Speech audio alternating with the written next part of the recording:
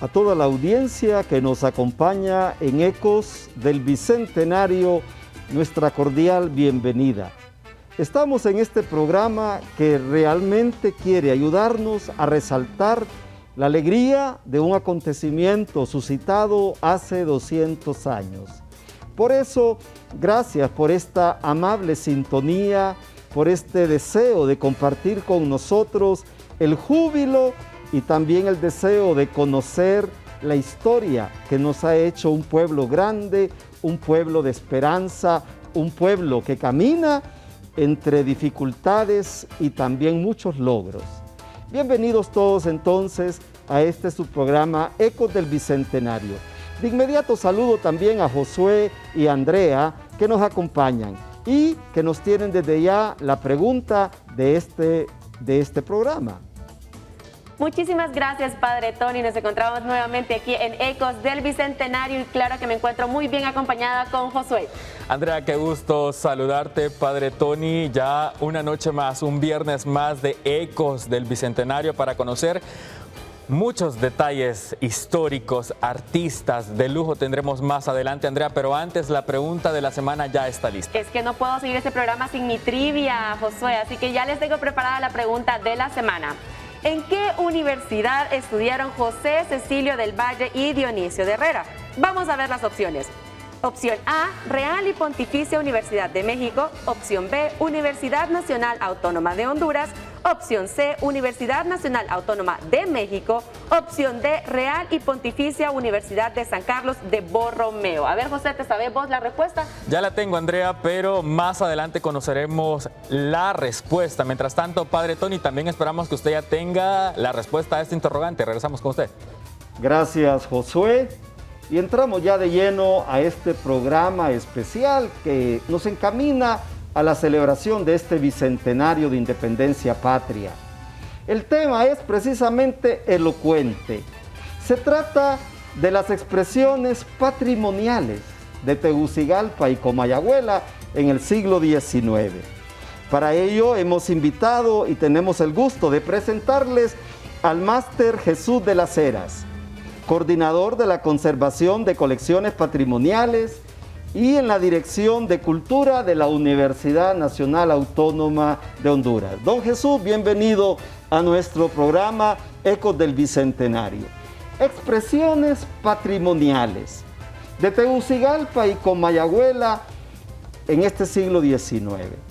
Los que vivimos en esta zona, regalo de Dios, que se llama Tegucigalpa y Comayagüela, percibimos que somos herederos de un patrimonio que está ahí a la vista, a veces enriquecido, a veces precisamente un poco destruido, pero ahí está.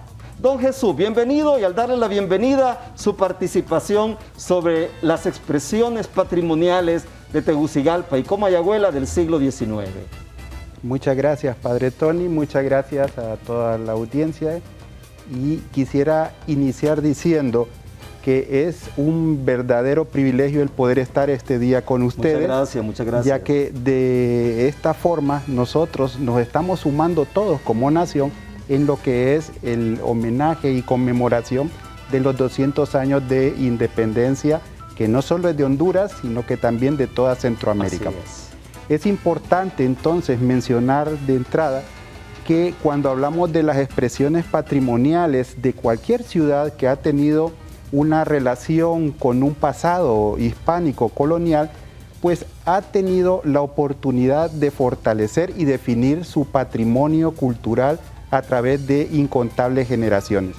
Es así que nuestra herencia social, cultural, ideológica, artística, científica, nos permite ver ese reflejo de los últimos 200 años, pero en los cuales el cimiento de la identidad compartida se ha dado en un periodo anterior.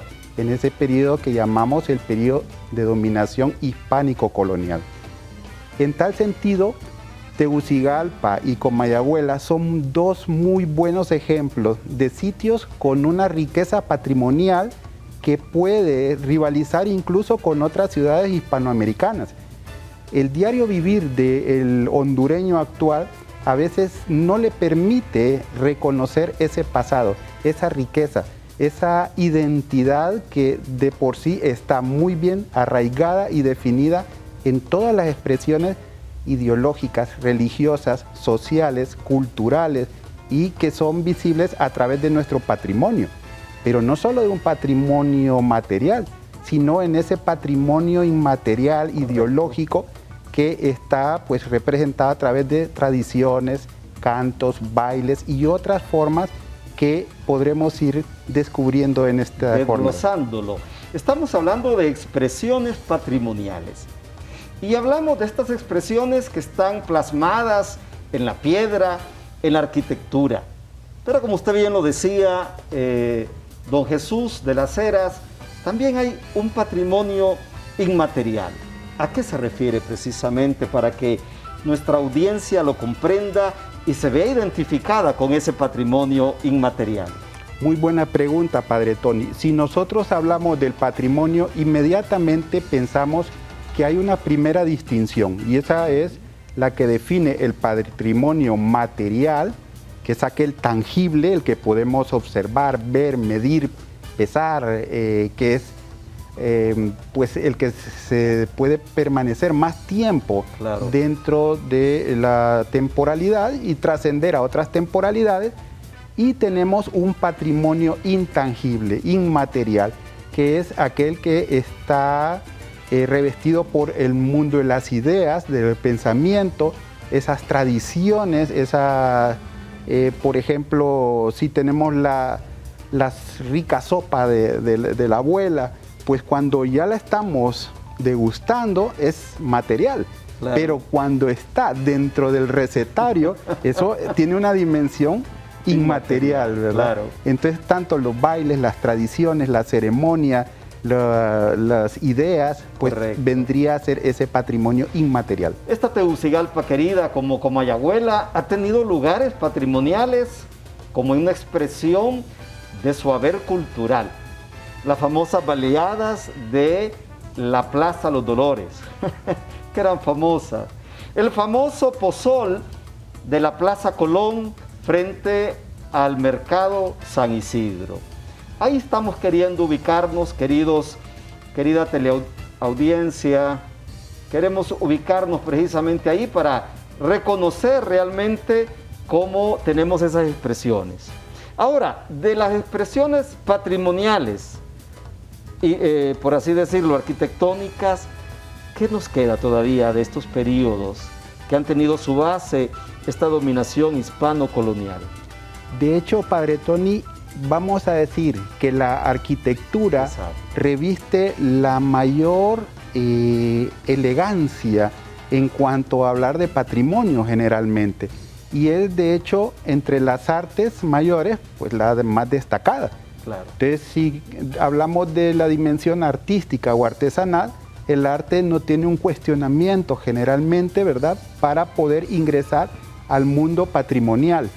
Para nosotros es muy importante el poder haber visto el surgimiento de formas artísticas, de disciplinas tanto europeas como americanas, en las cuales sobresale este patrimonio de Tegucigalpa y Comayagüela.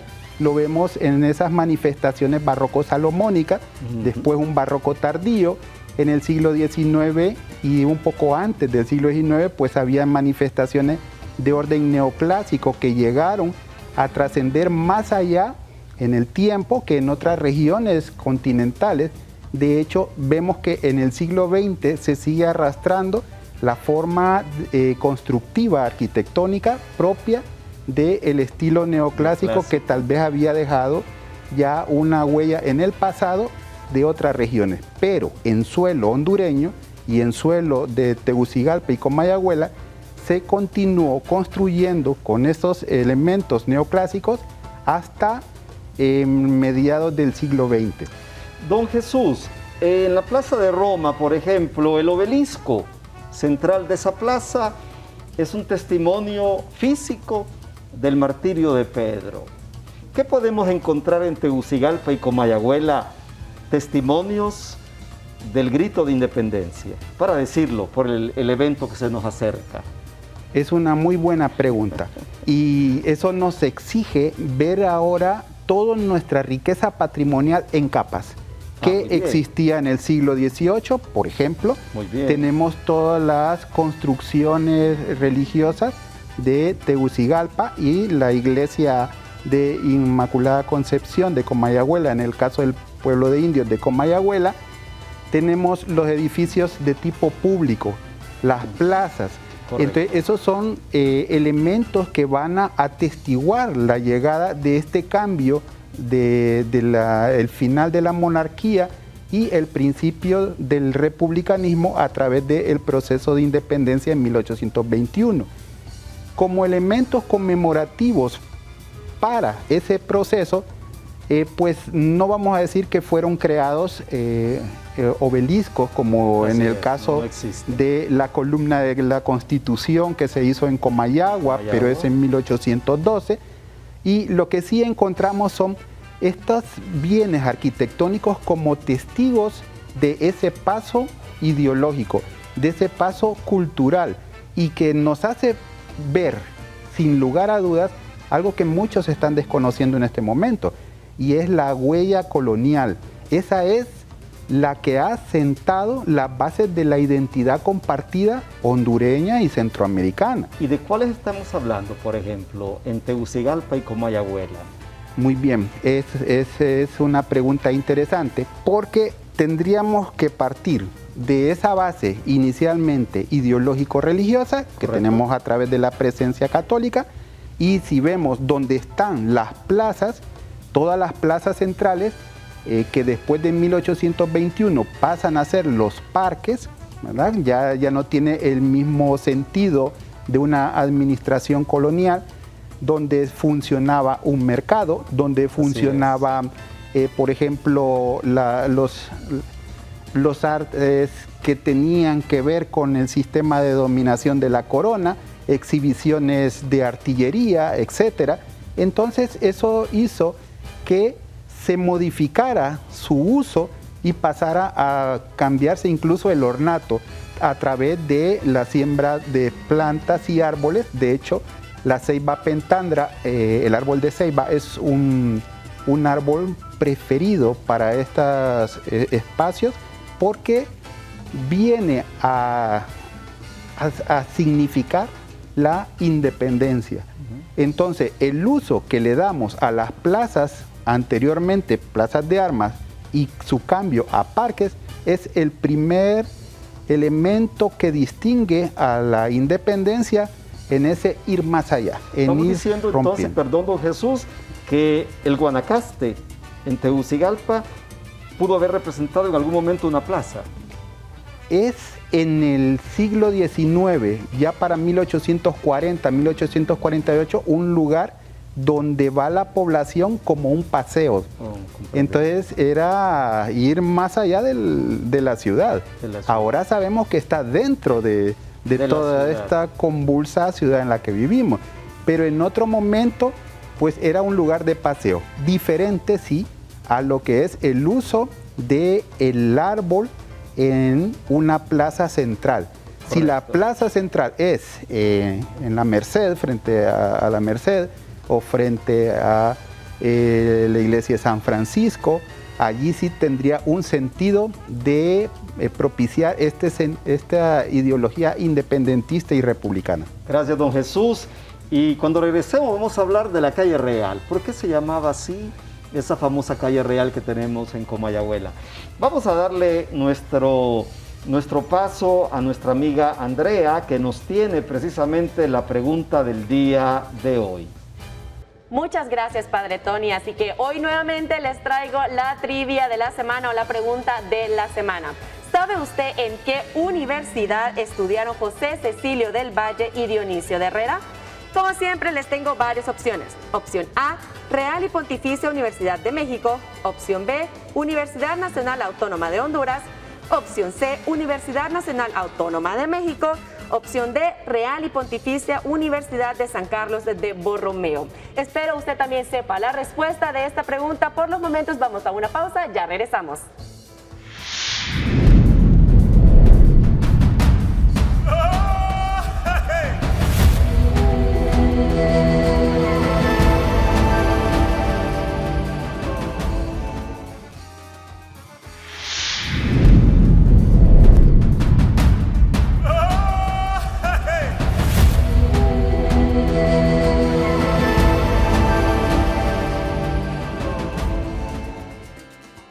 Queridos amigos y amigas que nos miran y nos escuchan, estamos aquí precisamente uniéndonos, como decía don Jesús de las Heras, a los momentos celebrativos por el Bicentenario de Independencia Patria. Y estamos hablando precisamente con el máster don Jesús de las Heras sobre las expresiones patrimoniales de Tegucigalpa y Comayagüela del siglo XIX. Pero antes de continuar con este programa, queremos dar el paso a nuestro amigo Josué, que nos presenta el álbum de la semana. Gracias, Padre Tony. Así es. Hablando de expresiones patrimoniales, hoy en el álbum de la semana conoceremos edificios históricos, iniciando con la alcaldía de Juticalpa. Vemos en pantalla la foto antigua de esta alcaldía en el territorio nacional. También estamos conociendo sobre el Cabildo Municipal de Tegucigalpa, tomada del perfil de Conversando con la Historia. El viejo Cabildo Municipal de Tegucigalpa es originalmente construido de madera y demolido en 1936 para construir el actual Palacio Municipal del Distrito Central. La foto número 3 del álbum de la semana es del Banco de Honduras, ubicado en la Avenida Los Naranjos, que hoy conocemos como Avenida Cervantes, esquina opuesta del edificio Midense Soto, y donde funcionó por mucho tiempo la Casa Presidencial. Obsérvese con detalles el automóvil de don Santos Soto, el cual fue importado en 1906 y que sin duda alguna para este tiempo causaba gran revuelo entre la población capitalina. La foto número 4 en el álbum de la semana, el Instituto Central Vicente Cáceres, obra de construcción del edificio del actual Instituto Capitalino en los años 70, aunque fue fundado un 13 de agosto de 1878 y funcionó en otros edificios en este año del Bicentenario, arriba a su 143 aniversario de fundación. Nos vamos a la ciudad de La Ceiba.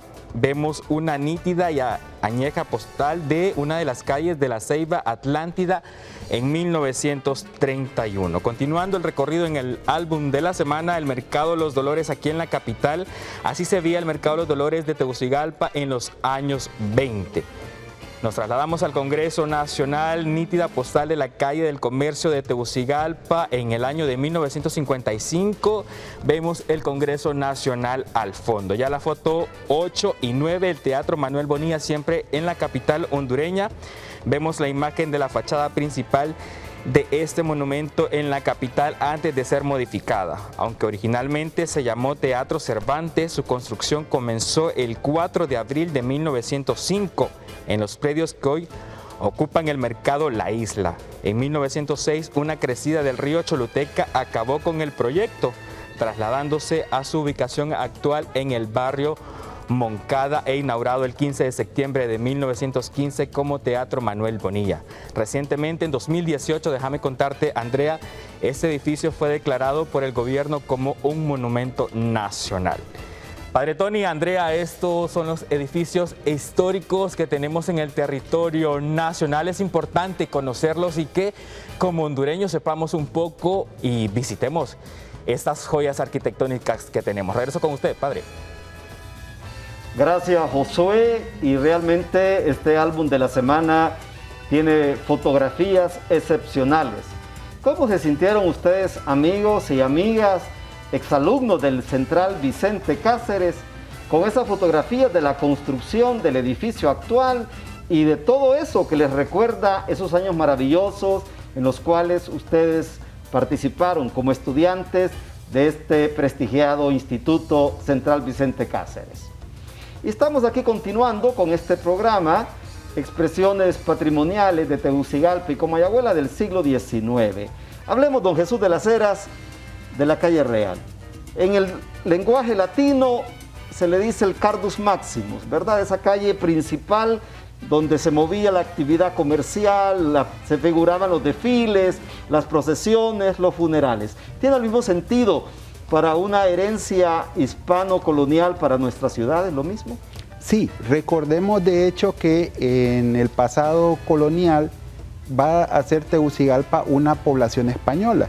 Y en el caso de Comayagüela lo que tenemos es el pueblo de indios. Es un pueblo tributario que va a tener que dar su fuerza de trabajo precisamente como ha sido la organización en todos los pueblos donde existían indígenas y españoles en América. Ahora bien, cuando hablamos de la calle Real, ¿verdad? Cierto, queda en Comayagüela y conecta directamente a la población de Tegucigalpa. Entonces era un espacio necesario que articulaba a ambas poblaciones. Sabemos entonces que ya para el momento que se hace la última obra colonial en suelo de Tegucigalpa, va a ser a través del alcalde mayor, don Narciso Mayol. Entonces, ese alcalde mayor, al hacer este puente, que es el puente Mayol, que todos conocemos, articula lo que es Tegucigalpa y Comayagüela a través de una avenida que va a ser precisamente la calle Real de Comayagüela. No corresponde a la primera avenida de Comayagüela, sino que es la segunda, pero tiene esa mayor distinción porque es la que comunica a ambas ciudades. Y también debemos de recordar, padre Tony, que ya para 1820 la misma alcaldía mayor de Tegucigalpa está diciendo que Comayagüela debe hacer sus propias elecciones para tener una autoridad dentro de lo que es ese pueblo de indios, que es Comayagüela, debido a que ya supera las 1000 almas. 1820, más o menos. En 1820. Interesante dato nos regala don Jesús de las Heras. Y concreticemos ahora a través de las imágenes, don Jesús, ¿qué edificios pertenecerán ahora testigos de estas expresiones patrimoniales en ambas ciudades? Bueno, recordemos que los tiempos de modernidad que llegaron a finales del siglo XIX con la reforma liberal que va a tener entre sus artífices a Marco Aurelio Soto y a Ramón Rosa en 1876, hizo que Tegucigalpa pasara de ser una ciudad aletargada desde el inicio del siglo XIX a llegar a convertirse en la capital de Honduras. Y ya para 1880 se están haciendo bastantes obras en lo que es la parte del barrio abajo de Tegucigalpa y también en la primera y segunda avenida de Comayagüela, que ya es con un fin habitacional, donde se ve esa expansión de ambas ciudades y desde donde se hace una ya conexión entre lo que era antes Tegucigalpa y Comayagüela, uniéndose. Tenemos algunas imágenes que don Jesús de las Heras nos va a ir explicando para que también usted que nos está viendo y escuchando pueda conectarse con ese pasado no muy remoto, pero que nos habla precisamente de un cambio cultural también que se fue dando con la reforma liberal de don Marco Aurelio Soto. Don Jesús. Muy bien, en esta imagen podemos contemplar lo que hoy es el Museo Morazánico. Es una construcción que tiene una tendencia arquitectónica al neoclasicismo y que perteneció a la familia Morazán.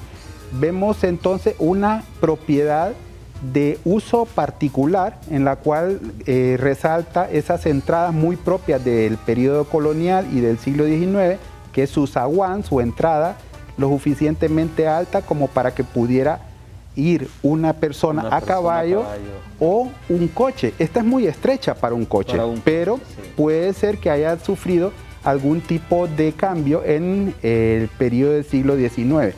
Una de las cosas interesantes de estas tomas es también el uso de la herrería, ¿verdad? Entonces ese trabajo de forja que era muy característico en esta zona.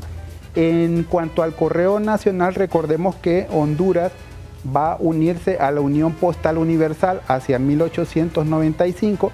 Este es un edificio que está en el barrio abajo y es parte de esos cambios que se van a suscitar a partir de que se trasladara la capital a Tegucigalpa. Este edificio que nosotros conocemos como el Museo para la Identidad Nacional, antes edificio de los ministerios con esas 2 plantas, inicialmente en 1882 era el Hospital General. Entonces estaba lo suficientemente retirado del centro histórico, lo vamos a decir así, de la parte central de Tegucigalpa, precisamente por su uso como un centro hospitalario. Ya para 1916 vemos que se traslada a lo que es hoy el San Felipe. Este es un edificio que perteneció, una casa particular de Ramón Rosa, y que pasó por más de 100 años a ser parte de los tribunales de justicia. Hace poco tiempo sufrió un incendio y nos deja ver cómo esos trabajos de herrería, de forja, estuvieron presentes. En la segunda década del siglo XX fueron obligados a recortar todos esos espacios salientes, todos los barrotes, para no obstaculizar el paso de los peatones. En esta edificación, que funcionó en el periodo colonial como Real Casa de los Rescates, donde era un centro de amonedación, vamos a ver que pasa a ser la tipografía nacional durante el siglo XIX, a partir de 1898, y se sitúa en ese uso por el siguiente siglo. Entonces, esas son construcciones masivas, muy grandes. Las ventanas no tienen un fin de estar viendo a las personas, sino que eso creció como un banco, ¿verdad? Durante el periodo colonial. Sí, exactamente. En esta esquina, que es una casa particular, también está, sí, ¿verdad? sí, esta perteneció a la familia Policarpo Bonilla, y precisamente en esa esquina es donde surgió en 1891 el Partido Liberal de Honduras. Entonces estamos viendo que a la par de estas magníficas construcciones religiosas que viven o hiperviven desde el periodo colonial, el siglo XIX vio el incremento de sus construcciones con un orden de tipo neoclásico. En esta imagen nos interesa rescatar en la parte superior izquierda la Torre del Telégrafo. Eso empezó su construcción en la administración de Terencio Sierra para 1899 y poco a poco pues fue cobrando más importancia junto al papel del correo, que era los telégrafos. Y por esa razón, en tiempos de un gobernante del siglo XX, se va a extender a ser el Palacio de Telecomunicaciones. Todos con estilo neoclásico, ¿verdad? Así es. Y aquí podemos ver el presidio de Tegucigalpa, es otra de las construcciones que ya aparecen evidenciadas en el anuario estadístico del Padre Vallejo, que se hizo a finales del siglo XIX, como una de las construcciones que se han hecho para ese crecimiento de Tegucigalpa propia del periodo de la Reforma Liberal. Interesante este recorrido visual que hemos podido tener como una expresión patrimonial precisamente de nuestras ciudades gemelas. Faltaría la fachada del Cementerio General. Uy, sí. Tenemos otras casas habitacionales en Comayagüela que enriquecerían esta expresión patrimonial. ¿Qué debe hacer la familia hondureña de cara al bicentenario y ante la expresión patrimonial que está plasmada ahí en nuestras calles y avenidas? ¿Qué deberíamos hacer?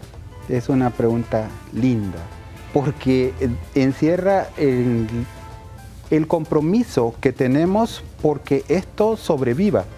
Entonces tenemos que partir necesariamente de revalorizar nuestra identidad compartida, ya que es la que define la identidad en todos los aspectos, en el aspecto social y cultural, y en el material, en el tangible, en el intangible.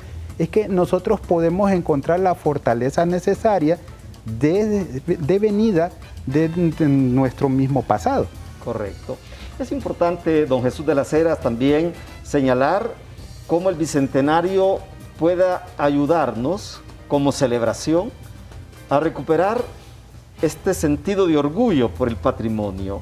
Considerar que también es una huella que ha dejado marcada la idiosincrasia del capitalino en sus ciudades gemelas. ¿Cuál sería su mensaje final al terminar este programa y su participación?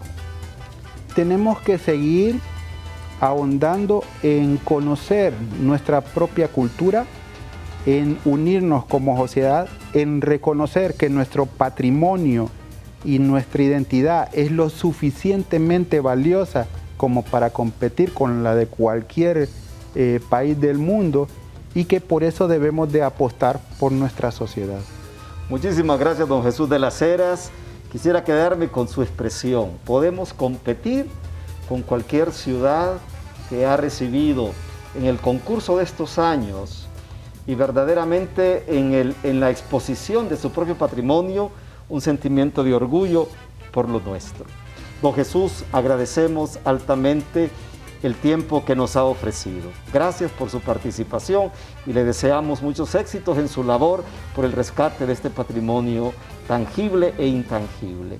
Queremos pasar ahora a nuestra amiga Andrea, que nos tiene la respuesta de la pregunta de hoy. Yo quisiera recordárselas. ¿En qué universidad estudiaron los ilustres señores José Cecilio del Valle y don Dionisio de Herrera? Andrea, por favor. Muchas gracias, Padre Tony. Y en estos momentos ya les tengo la respuesta de la pregunta de la semana. Espero ustedes hayan acertado. Les repito la pregunta. ¿En qué universidad estudiaron José Cecilio del Valle y Dionisio de Herrera? Opción A, Real y Pontificia Universidad de México. Opción B, Universidad Nacional Autónoma de Honduras. Opción C, Universidad Nacional Autónoma de México. Opción D, Real y Pontificia Universidad de San Carlos de Borromeo. Conforme a sus más dedicados biógrafos y con base en la documentación y credenciales universitarias existentes, sabemos de las aulas de la otrora Real y Pontificia Universidad de San Carlos de Borromeo, hoy Universidad de San Carlos, en Guatemala. Salieron los hondureños José Cecilio del Valle, Dionisio de Herrera, Próspero Herrera y José Santiago Milla. Por lo tanto, la opción correcta es la letra D. Definitivamente, Valle y Herrera no pudieron haber estudiado en la Universidad Nacional Autónoma de Honduras, ya que esta fue fundada en 1847, iniciativa que fue encabezada por el padre José Trinidad Reyes 2 años antes, en 1845, con el nombre original de Sociedad del Genio Emprendedor y del Buen Gusto. Así que espero que ustedes hayan acertado la respuesta de esta semana. Por los momentos, continuamos con usted, Padre Tony. Gracias, Andrea, porque nos ha dado la respuesta a esta pregunta del día de hoy, tan importante para que nosotros centroamericanos y particularmente nosotros hondureños comprendamos, conozcamos y apreciemos el hecho histórico de dónde estudiaron estos dos próceres. Vamos a la pausa, no nos cambie.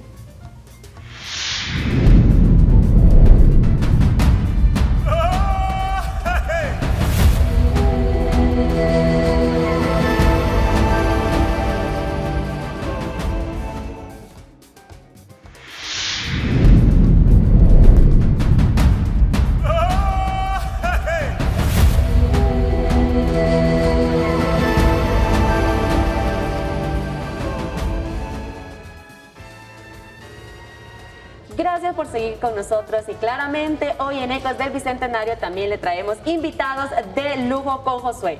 Andrea, hoy la Lima se convierte en la anfitriona de Ecos del Bicentenario. Ya tenemos 2 invitados de lujo, como lo has mencionado. Vamos a comenzar con Daniel Palacios, quien nos ha pedido que le llamemos Palac Daniel. Déjame contarte que Daniel es egresado de la Escuela Nacional de Bellas Artes, un artista urbano que su fuerte, maneja muchas técnicas, pero su fuerte es el tema de la técnica de la acuarela. También a Palac Daniel lo hemos encontrado, lo hemos visto realizando trabajos en las periferias. Más adelante conoceremos más acerca de este artista hondureño 5 estrellas. Y ya se encuentra con nosotros, Josué, también, Palac Daniel, y otro artista que se lo presentaremos hablaremos más adelante también. Así es, vamos a conocer un poco acerca de Palak Daniel, su trabajo, cómo se ha ido desarrollando, qué ha venido realizando durante todos estos años en el territorio nacional. Se encuentra con nosotros para pues ser parte también de Ecos del Bicentenario. Así que buenas noches, le damos la bienvenida a Palak Daniel. Buenas noches, amigos, Andrea. Es un placer saludarles. Para mí es un honor estar en este programa, dando inauguración a lo que creo que será un gran proyecto. Palak Daniel, cuéntenos acerca por qué el arte urbano, por qué las periferias de nuestro país. Bueno, en realidad no solo es las periferias, mi trabajo es artístico en general y no me centro en una sola área. Realmente trabajo bastante el paisaje urbano, que es lo que más hago porque soy de aquí de la ciudad de Tegucigalpa. Pero también cuando salgo de viaje por algunos otros trabajos, pues aprovecho a pintar paisajes rurales o lo que se me ponga enfrente. Sí, he hecho bastantes también trabajos de la periferia de la ciudad de Tegucigalpa, porque tiene muchas zonas hermosas que inspiran a pintar. Entonces, realmente pinto en todo momento. Entonces, donde voy pinto. Si voy a un restaurante, pinto en un restaurante. Si tengo el espacio también, el lugar adecuado. Si estoy en la calle, pinto en la calle. Si estoy en el campo, pinto en el campo, en un río. La vez pasada estuve en un balneario con unos amigos que andábamos haciendo, que estábamos en un encuentro de muralismo y también ahí aproveché a pintar porque me encantó el lugar. Realmente no es que escoja al azar los lugares, sino que la luz que se refleja en los lugares es lo que me indica, o sea, si me inspira a pintar. Porque hay lugares que realmente no me inspiran a pintar, pero no es por el lugar, a veces es por la luz del momento, ¿verdad? Quizá no es la luz adecuada. Puede ser que pase un día en la mañana o un día en la tarde, si dé, entonces así. Palak Daniel, hemos visto en pantalla parte de su trabajo. ¿Cuáles son las motivaciones para dar paso a estas expresiones artísticas? ¿Cuáles son las expresiones para generar este tipo de piezas artísticas? A ver, es que a mí siempre lo que me gustó antes de entrar a la Escuela de Bellas Artes fue el hecho de pintar del natural. Pintar del natural es lo que la mayoría de las personas entendemos como pintar al aire libre. Pero pintar del natural se refiere no solo a pintar un paisaje, también se puede pintar una persona, un retrato, etcétera. Todo lo que está enfrente se puede pintar o dibujar y esa es mi forma de trabajar, es lo que más disfruto. Ir al sitio, ver el sitio y lo que me transmite el lugar donde yo estoy, eso es lo que pinto. Muchas veces yo quito cosas, pongo elementos que me parece que van a componer o a hacer mi obra más armoniosa, ¿verdad? Más estética. Entonces, mi trabajo no es puramente fotográfico. Yo no trato de copiar exactamente cómo están los lugares. Más que todo, lo que más me atrapa es la luz para poder transmitir esa atmósfera que hay en el momento. Entonces,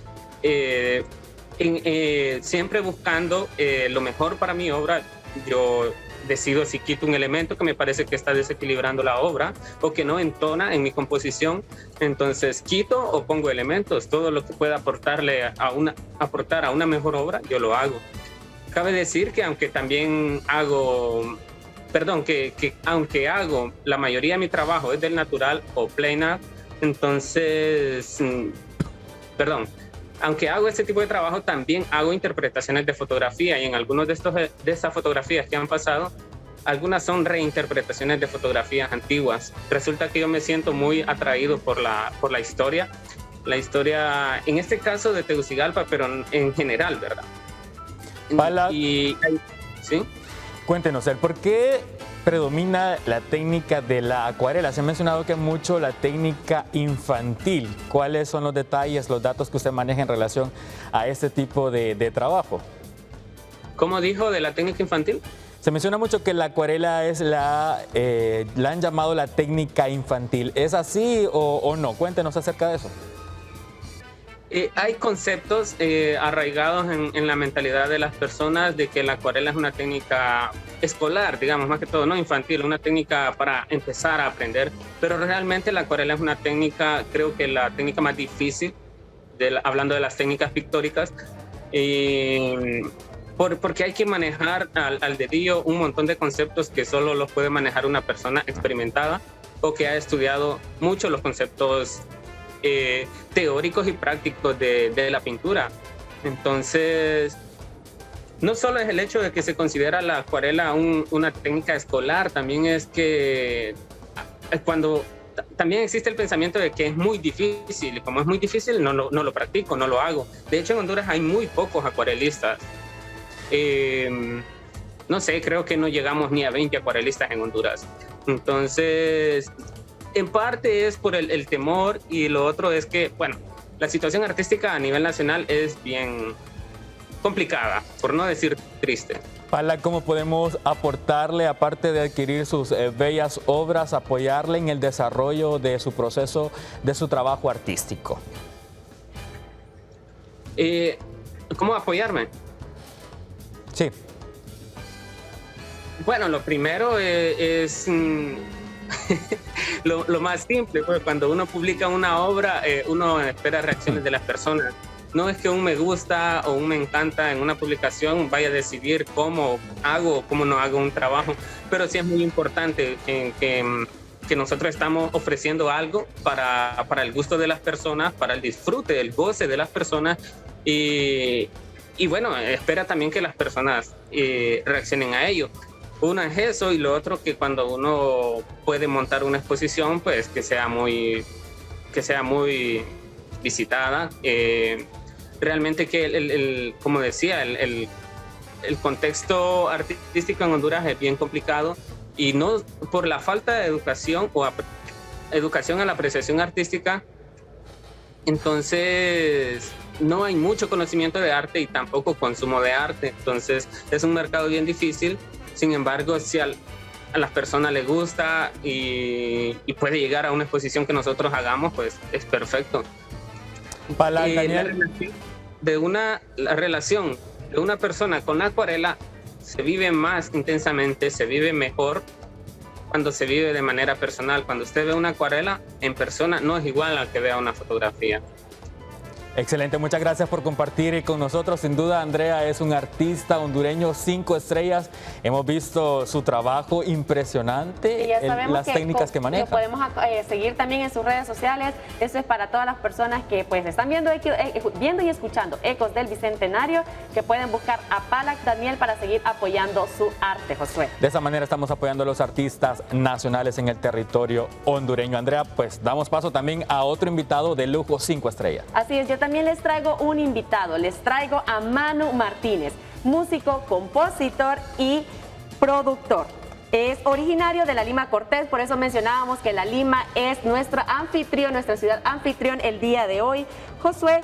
Y pues, ¿qué te puedo decir? Lanzó su primera producción en 2016, esa producción que tuvo más de 1 millón de visualizaciones y reproducciones. Así que completamente le damos la bienvenida a Manu Martínez, que se encuentra con nosotros el día de hoy también vía Zoom, porque nuestra anfitriona es La Lima Cortés, Josué. Así que Manu, bienvenido, buenas noches. Muchas gracias, buenas noches. Pues es un placer estar por primera vez compartiendo con ustedes, así que estoy expectante. Bueno, Manu, aquí estamos hablando de música, de composición, de arte, ya hablamos con Palac, entonces me gustaría saber, tengo unos valores que sé que lo describen a usted muy bien: resiliencia, pasión y perseverancia. ¿Siempre ha sido así o cómo ha sido ese camino artístico de Manu Martínez? Es interesante porque justo estaba escuchando a mi compatriota, ¿verdad? Palac, creo que lo dije bien. Y él tenía mucha razón en lo que dice. Me identifico mucho, es un sentir pues similar al que tenemos los artistas en nuestro país, los que estamos, pues yo siempre lo describo como que marcando un camino que no existe con un machete, ¿verdad? Es así como es una analogía que me imagino. Y no ha sido fácil, ¿verdad? Comenzar a hacer este tipo de producciones, lo que ustedes han visto, no ha sido producto de iniciativa de empresa privada o gubernamental, sino de iniciativa propia, donde uno ha tenido que, pues tendríamos que tener un programa aparte para explicarles todas las anécdotas, todos los sacrificios detrás de los videos. pero gracias a Dios eso nos ha permitido abrirnos puertas dentro del país y fuera del país. Entonces, así como lo mencionaba mi compatriota, tenemos que buscar hacer las cosas bien, inspirarnos de la mejor manera y buscar la excelencia. Eso es bien importante. Manu, hablando de inspiración, ya que usted lo menciona, ¿en qué se inspira Manu Martínez? Porque sabemos que usted incorpora coro, orquesta, danza, guitarra con ritmos garífunas. Entonces me gustaría saber qué es la inspiración de Manu Martínez. Pues resumido es Honduras. Les voy a comentar que mi sueño desde niño era irme a estudiar música para cine. Un gusto particular que adquirí de temprana edad en hacer música incidental, música creativa. Nunca me gustó repetir lo que escuchaban, aprenderme las canciones en la guitarra de otros artistas, sino que crear música desde muy niño. Nosotros estamos viendo también en pantalla y escuchamos también parte de su trabajo, todo lo que ha trabajado Manu Martínez.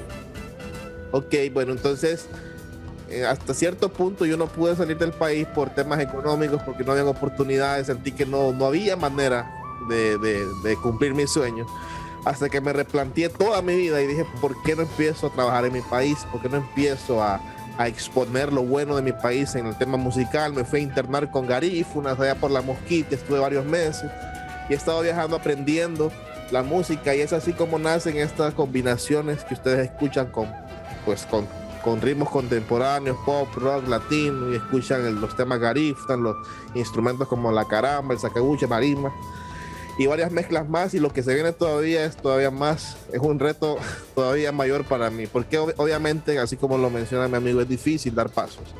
Entonces, al ritmo que hemos querido, tal vez no nos ha permitido, ¿verdad?, hacerlo, pero la nueva música que se viene para estos meses, para estos años, será muy interesante mostrarla, no solo al país, sino fuera del país. Manu, usted ganó un segundo lugar en un concurso regional centroamericano organizado por el SICA. ¿Cómo fue esta experiencia? Fue una experiencia muy, de gran enseñanza. El concurso consistía, en la selección de, no sé cuántas canciones eran, pero eran como 300 y algo, que eran como 7 países que estaban concursando. La selección fue por criterio musical al principio, ¿verdad? Pero luego de eso, las canciones ganadoras simplemente iban a ser elegidas por la cantidad de likes. Así como mencionaba también el amigo, los likes, para mí no era un campo nuevo. Imagínense andar pidiendo likes, dale like. Pero fíjense que nos abrió los ojos para entender que este es un nuevo mundo ahora. Para nosotros exponer nuestro arte tenemos que buscar estrategias también de difusión, de distribución, y no quedarnos solo esperando de que tienen que escuchar mi música. Entonces eso fue como una enseñanza también para mí, y gracias a Dios aún así conseguimos el apoyo de gente del país y fuera del país para darnos ese segundo lugar de likes. Manu, solo me gustaría hacer una pregunta. Nos hemos enterado que fue afectado por estos huracanes de ETA y IOTA. ¿Hay algún otro proyecto que venga relacionado con este tema? Sí, en noviembre lanzamos una superproducción, y superproducción me refiero a una producción de muy alto nivel que nos ha costado muchísimo, que se llama Somos de esta Tierra.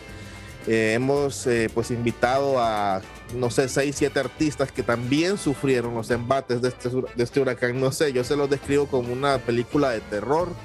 Aquí donde estoy, este es un estudio, el agua llegó casi al techo, entonces yo perdí años de trabajo, de equipo caro. Y nosotros vivimos aquí, estábamos aquí cuando entró el agua, como tsunami. Yo me acuerdo corriendo, saqué a mi familia con el agua hasta la cintura, buscando refugio. Una cosa terrible, así como de película, no lo puedo describir mejor. Después ver a la gente en los helicópteros que venían a sacarla de los techos, una cosa terrible. Y eso es un antes y después en mi carrera. Yo incluso varios medios publicaron, me llamaron y yo voy a dejar la música, les decía. Obviamente tal vez era la emoción del momento, pero sí era como que replantearse lo que iba a pasar de ahora en adelante.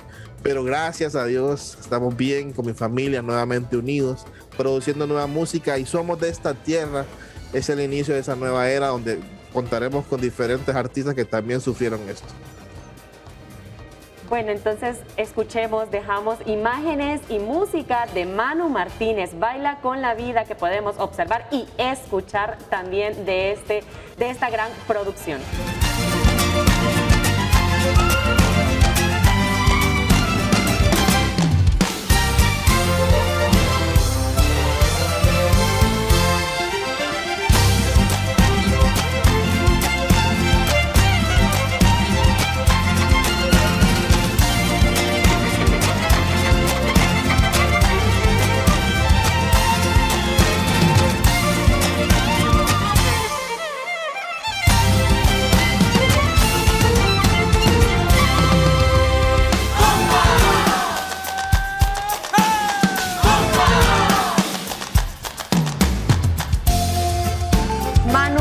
Las gracias por habernos acompañado el día de hoy. Claramente, pues le deseamos todo lo mejor en los proyectos futuros a usted y pues a todo su equipo de producción.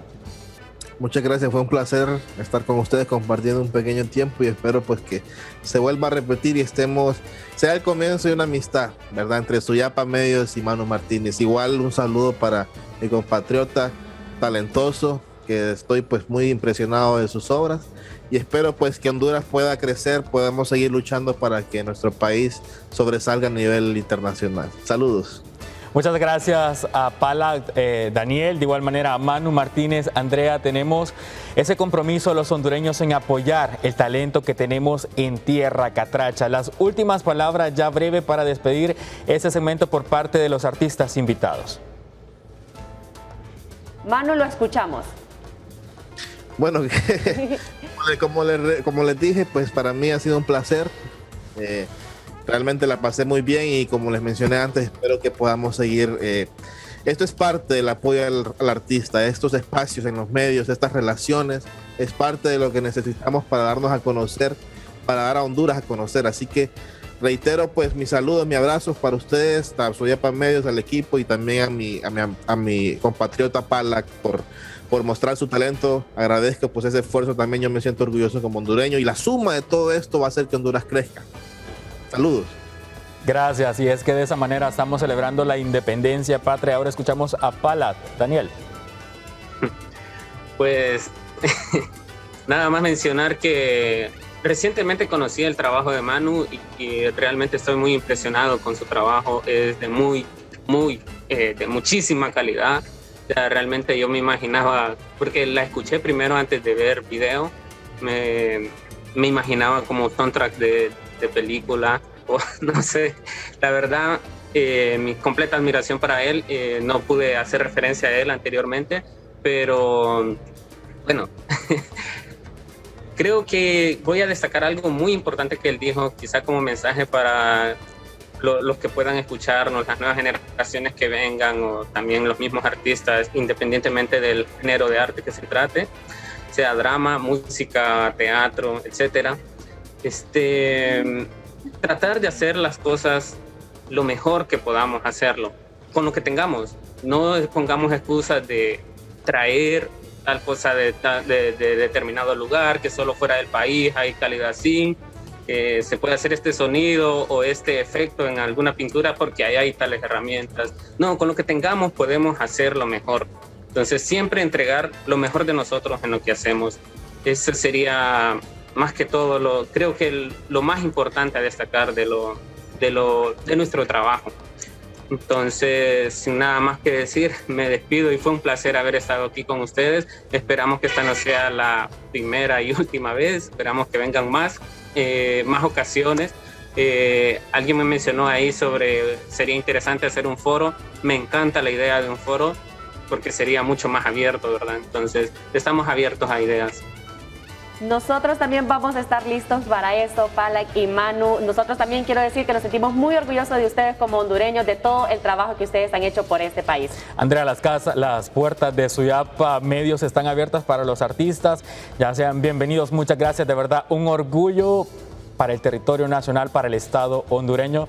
Padre, con esto, pues con el orgullo catracho que estamos celebrando 200 años de independencia, regresamos con usted. Gracias, queridos amigos, Josué y Andrea. Realmente, queridos amigos que nos miran y nos escuchan a través de la plataforma de Suyapa Medios, hemos hoy compartido un programa excepcional. Hemos querido dar un paso hacia adelante con el conocimiento y el deseo de celebrar el Bicentenario con un espíritu centroamericano y con mucho orgullo hondureño. Así que nos resta invitarle para el próximo viernes a las 7 de la noche, donde podremos también compartir con todos y cada uno de ustedes el fervor que vamos experimentando por esta segunda celebración centenaria de nuestra vida republicana. Gracias por la sintonía y les esperamos la próxima semana.